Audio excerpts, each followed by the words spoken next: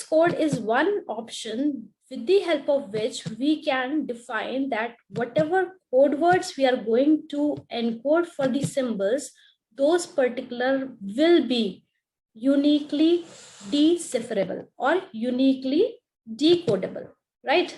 So what these prefix code mean, we are going to understand now that a code is called as prefix code. When I say prefix, I mean to say prefix free. Okay. If no code word is a prefix of another one, that means, let's take an example. We all know what is prefix and what is suffix. Prefix means the starting bits and suffix means the end bits. If I say 0, 0, 1 and 0, 1, so I can say that this 0 is the prefix of this particular code because 0, 0 are same. So when I take this example, A is equal to 0, B is equal to 110, C is equal to 10, and D is equal to 111. These are prefix. Why these are prefix? These are prefix because you can see that none of the codes have the same prefix code as any other code word. Example, take A as 0. You cannot find 0 as the prefix of any of the code word. This is B. 0 is not the prefix for this one. 0 is not prefix for C, that is 10. 0 is not the prefix for D, that is for 111. Then we take next one. Let's say B. This is 110.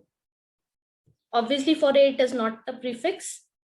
For C also it is not a prefix. For D also it is not a prefix. Take another sample, that is C symbol. The code word is 10. Now check for this one, 10. 10 is not the code word for this one, not the prefix for A, neither it is prefix for B, nor it is prefix for D, because the prefix will be 11, but this is 10, right? So it is not the prefix, and D obviously it is not because this is 3. This is first thing, prefix. Second thing is these particular code words are variable length code words. Now what is variable length code words? That means all the symbols have different code word length. What is code word? We have already seen in the last unit. These are the code words. 0. For B the code word is 110. For C the code word is 10. And for D the code is 111. Okay, now these particular code words have different length. These are not fixed. The code length of A is 1. For B it is 3. The length of code word for C is 2. And the length of code word for D is 3. So these are variable. It is not fixed. All are not of 3. All are not of 2. All are not of 1. Okay, so this is variable length. Now we say that every message encoded by a prefix code is uniquely decipherable. Okay, that means it is uniquely decodable. Now we will see how it is uniquely decodable. Why prefix code is always uniquely decodable. Let's take this particular example. Now let's see, we have to decode this particular string.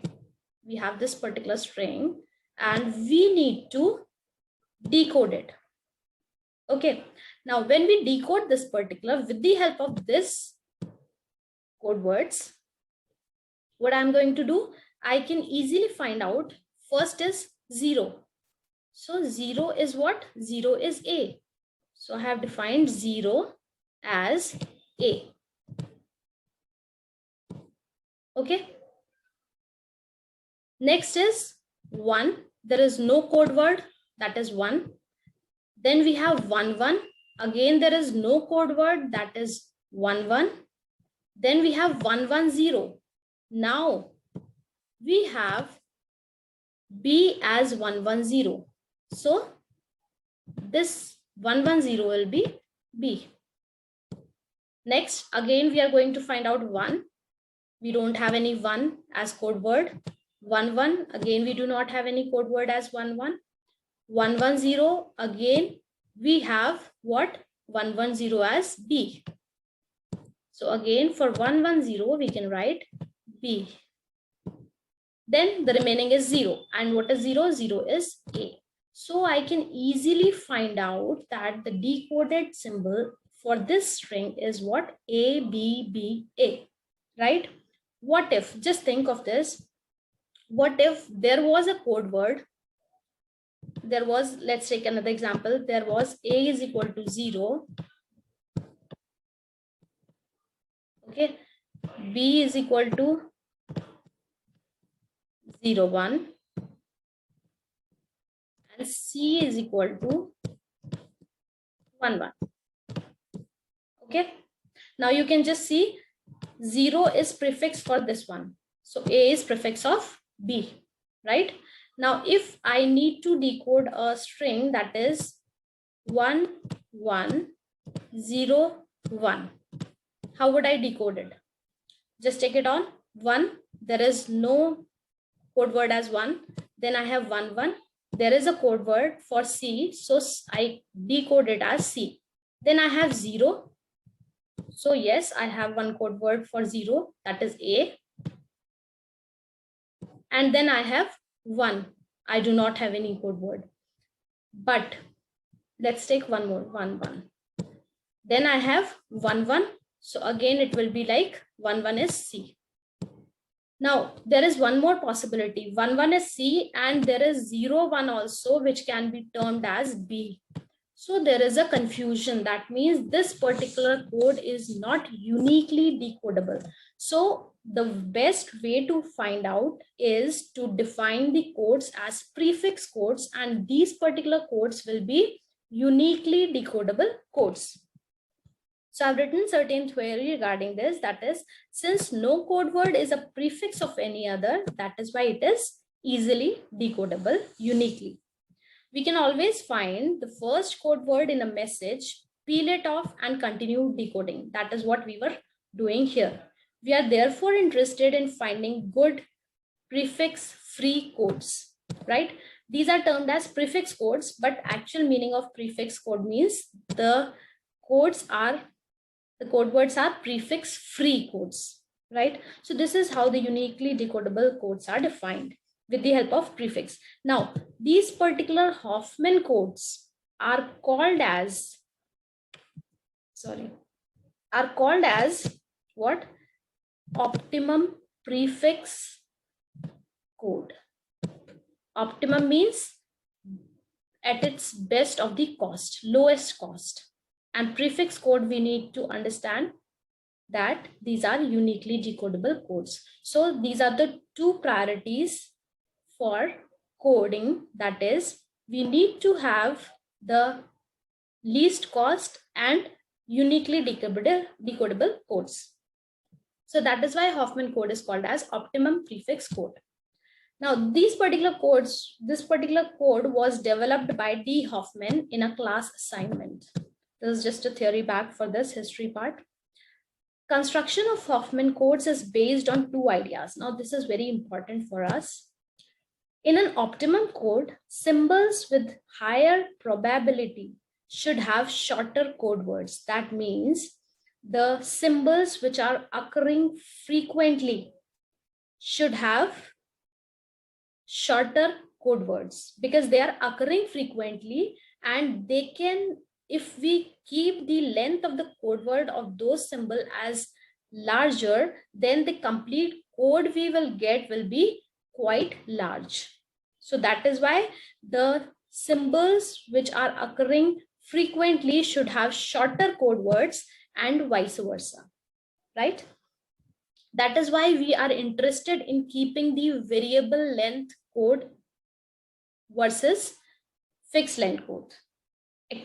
These particular variable length codes are better as compared to fixed length, and this is the reason. In an optimum prefix code, the two symbols that occur least frequently will have the same length. Now, this is the point, that is the two symbols that occur least frequently will have the same length. Now, let's see the algorithm for this particular Huffman code, and we will relate it to a question, that is example, and we will solve it accordingly. Right. So now let's see what we have. We have in this, the algorithm says that is, first of all, the first thing we need to do is we need to get the list of symbols in decreasing probability order.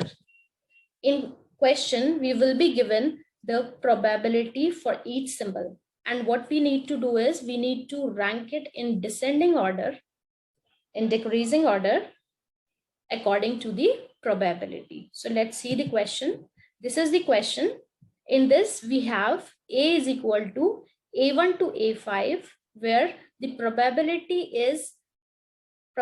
of A1 is 0.2, probability of A2 is 0.4, probability of A3 is 0.2, probability of A4 is 0.1, and probability of A5 is 0.1.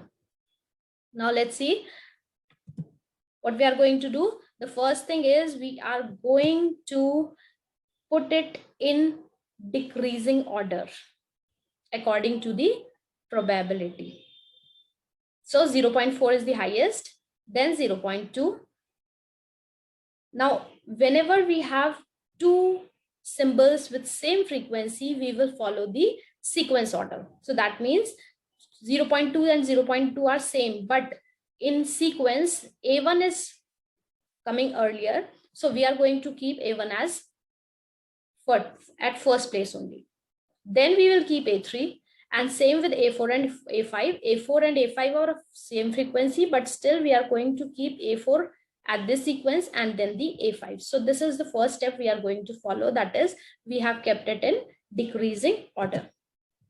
Now, second thing is combine pair of symbols with lowest probabilities, that is those at the bottom of the list, as we have already sorted it in decreasing order. So we will have the symbols of lowest probabilities at the bottom itself, right?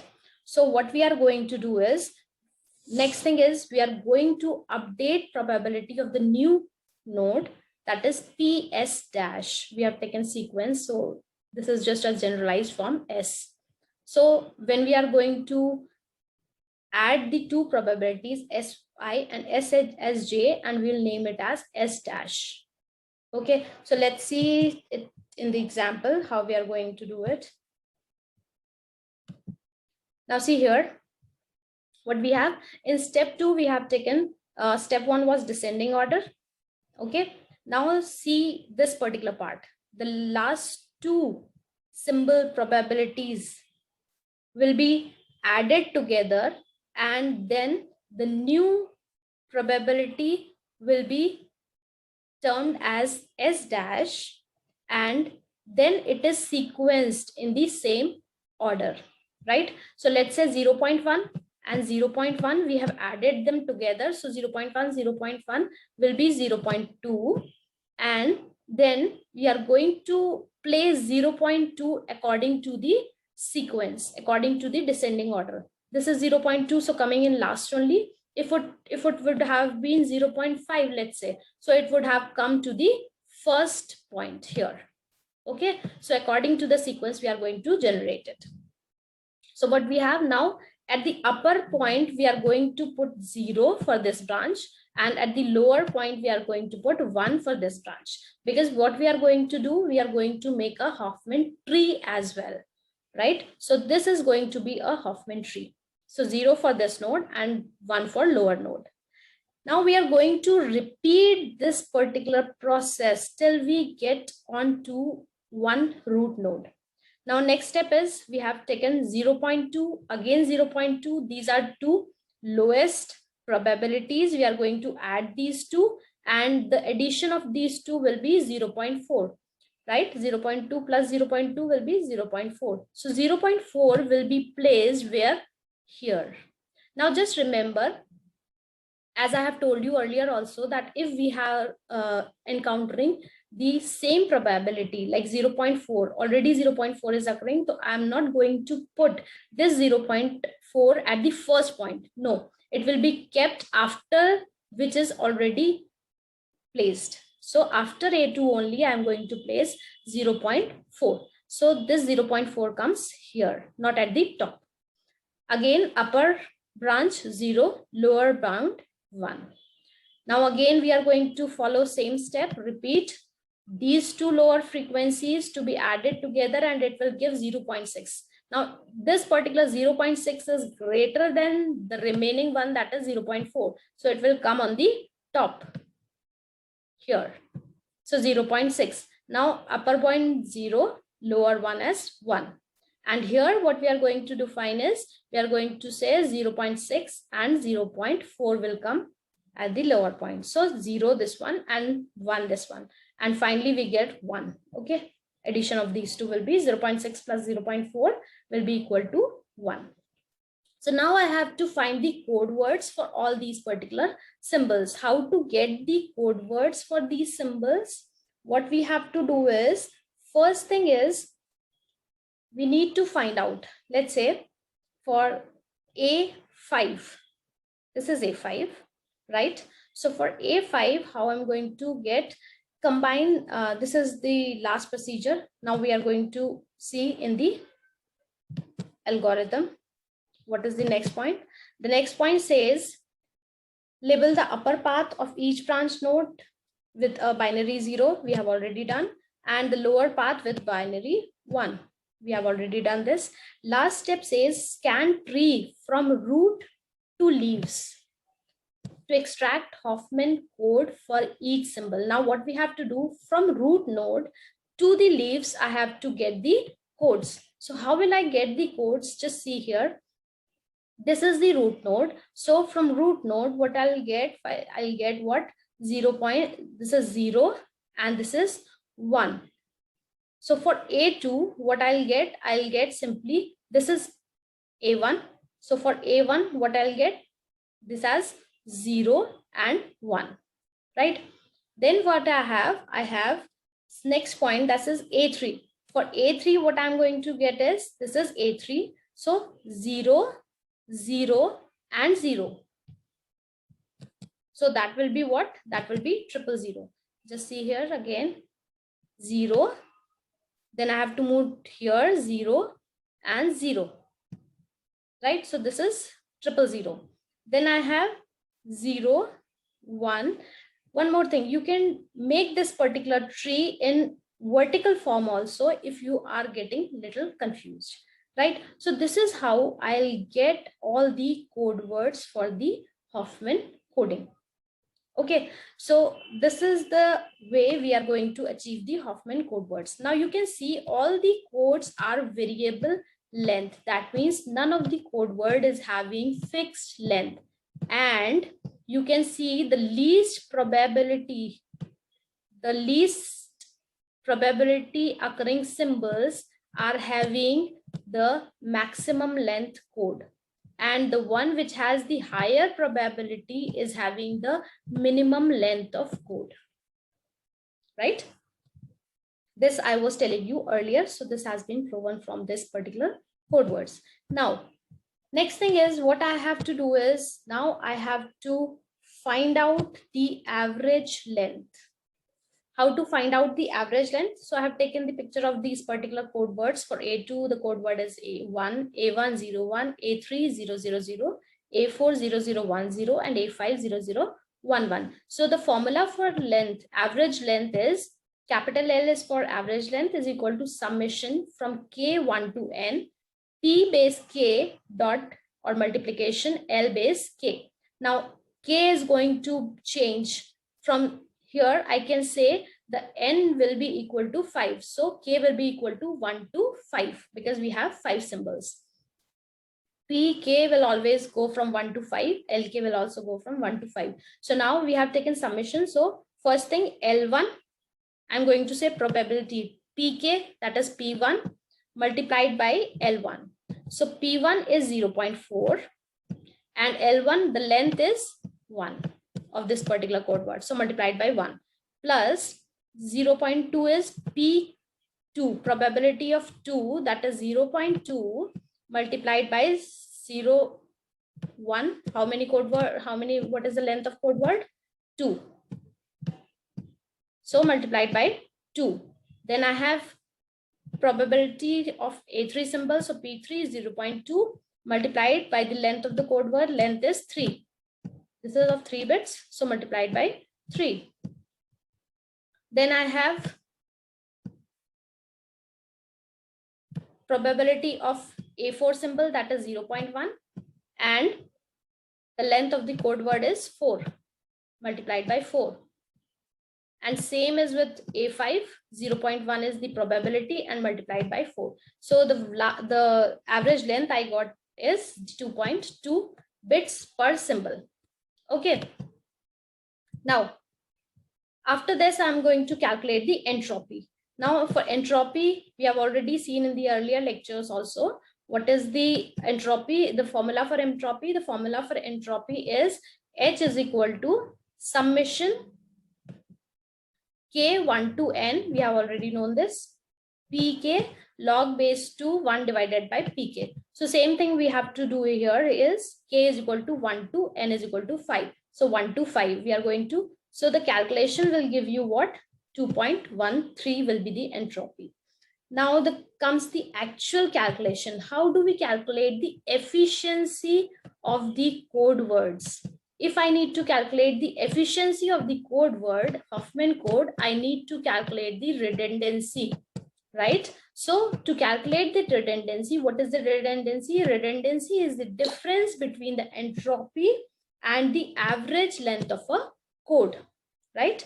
Redundancy is the difference between the entropy and the average length of the code. So entropy is 2.13, we have already calculated. Average length is 2.2, already calculated.